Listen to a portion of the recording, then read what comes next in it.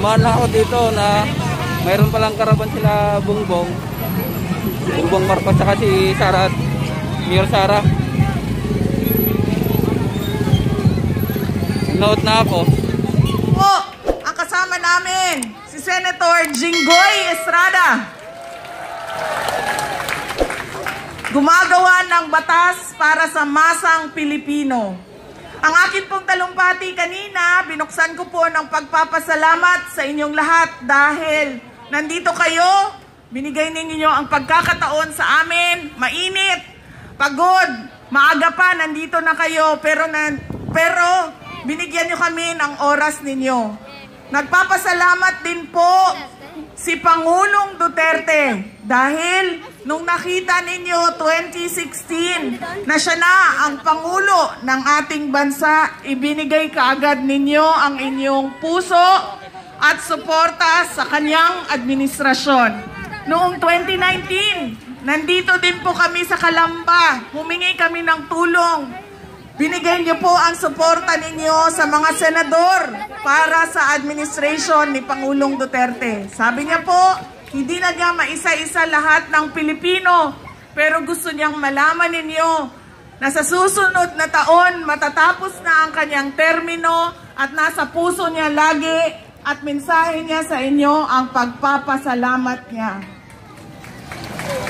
Ang amin pong pamilya, ang pamilyang Duterte, meron pong utang na loob sa inyong lahat. Hindi ko na po yan mababayaran, ma'am. Paisa-isa sa inyong lahat. Hindi na po. Pero po, ang pangako ko, ang bayad po namin ay yung trabaho ni Inday Sara, yung tibay ng puso ko na gawin sa susunod na taon kung ano ang trabaho ng Vice Presidente. Yun po ang trabaho ng Duterte. Uulitin ko po. Bongbong Sara! Bongbong Sara! Bongbong Sara! Bongbong Sara!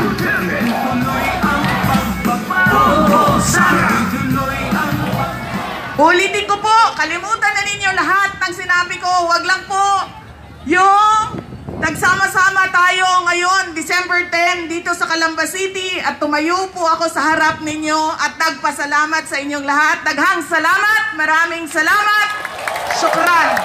Ang ugali nating mga Pilipino na mabait, pagka nakita ang kapwa Pilipino na naghihirap, tayo ilalapit at tutulong.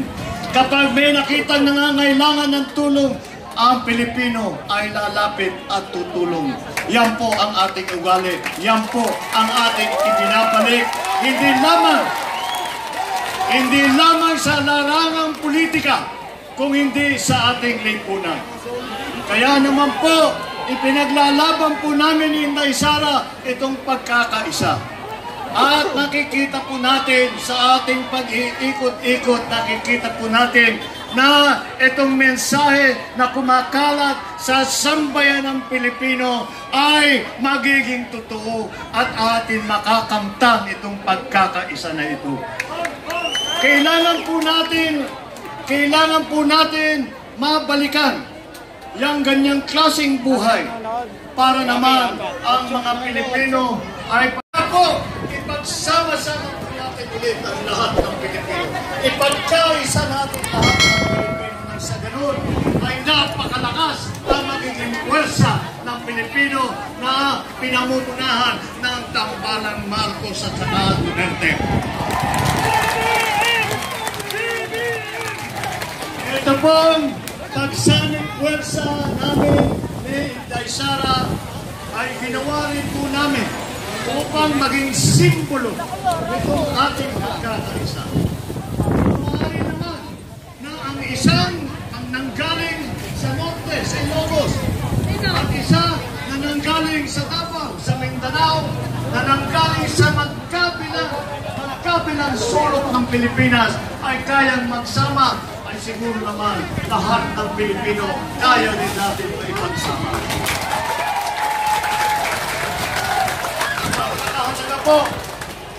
Napakahalaga po nitong mensahe na ito. Kaya po, Imarkan niyo po sa mga kalendaryo ninyo itong araw na ito. Na sa araw na ito, sa Calamba, sa Laguna, sinimulan natin itong pagkikilos ng pagkakaisa. Ang tawag ko na ay isang pagkikilos dahil ito po ang ating advokasya at ito po ang ating ipinaglalaban. Ipinaglalaban na ang Pilipino ay sumikat muli. Hindi lang makaraos, hindi lang mag-survive po, kung hindi sumikat muli. At para tayo makaharap sa buong mundo at masasabi muli natin, ako ay Pilipino, taas noo kahit na kanino.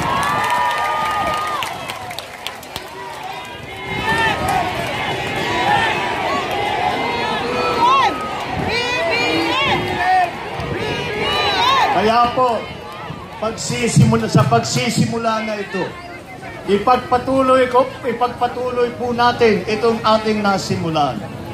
Maraming salamat na sa inyong naging sakripisyo, sa inyong naging trabaho para sa ating ipinaglalaban na pagkakaisa.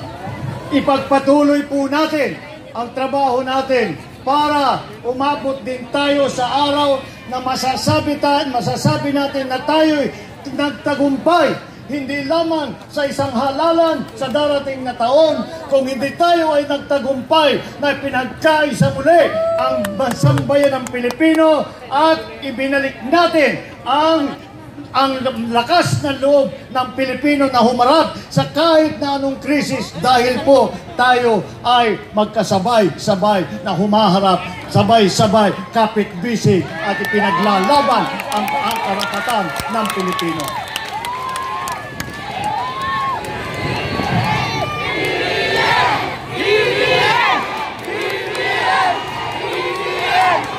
Ipagpatuloy po natin itong nasimulaan natin na aking ngayong tinatawag na kilusan. At kapag tayo ay sabay-sabay ang ating galaw, sabay-sabay ang ating sigaw, sabay-sabay ang ating pagbuhat ng ating mga kababayan, asahan po ninyo, sama-sama po tayong babangon muli. Maraming salamat po at magandang tanghali po sa inyong lahat.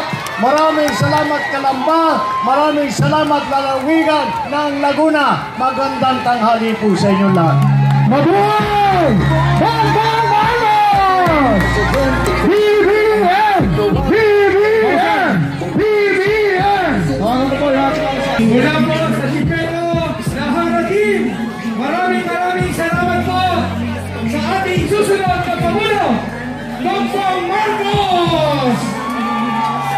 At ang sa ating susunod na pangalawang Pangulo, Sara Duterte!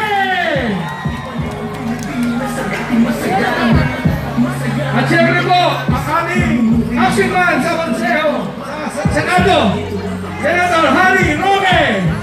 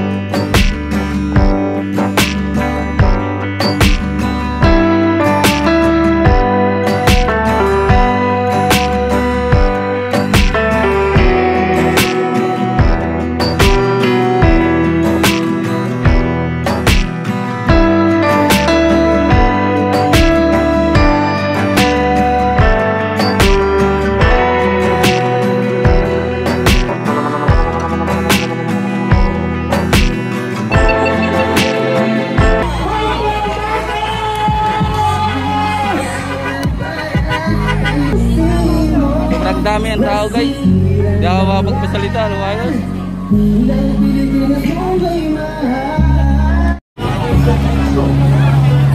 Guys, tapos na yung ano. Oh, pauwi na sila. Hindi natin nakakamayan si Bongbong. Malapit lang sana kaso ang daming tao, nagtulakan. Kagulo. Woo!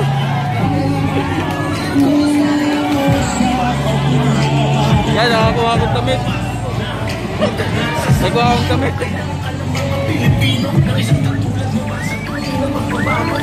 Dumaan lang ako dito. May karaban pala sila Bongbong.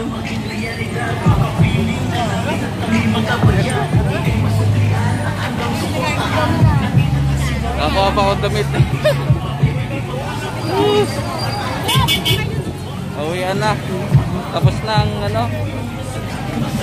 Sabit lang. Dumaan lang ako dito na mayroon palang karaban sila Bongbong Marcos saka si Sara at Mayor Sara.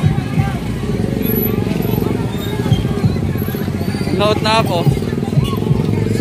Daming tao. Di makasingit. Na anuhan ko lang si Jingo Estrada, lumapit. So yung iba, si Bongbong di makalapit, sobrang daming tao. Kinakaguluhan. Okay na ako guys, salamat.